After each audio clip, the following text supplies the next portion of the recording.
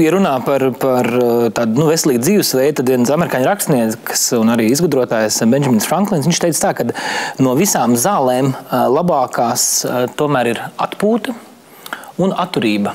Es varētu teikt, ka tā ir veselīga dzīvesveida. Ja cilvēks pareizi atpūšās, viņš ir atturīgs, viņš nelieto pārmērīgi pārtiku vai alkoholu vai citas lietas un dzīvo veselīgu dzīvesveidu, ir iespēja mūsdienās pilsētā dzīvot, neslimojot ar nopietnām kaitēm. Veselīga dzīvesveida urbanizētā un modernā sabiedrībā dzīvot nav iespējams. Tā ir, diemžēl, tikai laukos, ja?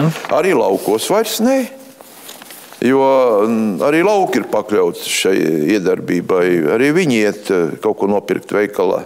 Un arī viņiem ir jāaudzē tāpat labība vai kartupeļus tā, lai varētu pārdot par samērīgu cenu, konkurējot ar tiem, kas neievēro nekādas likumus.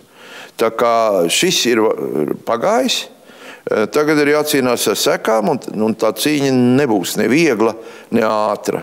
Jo pat arī dzeramā ūdens apstrāde ietver sevi tādas veidus, kur dēļ tas ūdens jums ir zināmā mērā vēža izraisošs.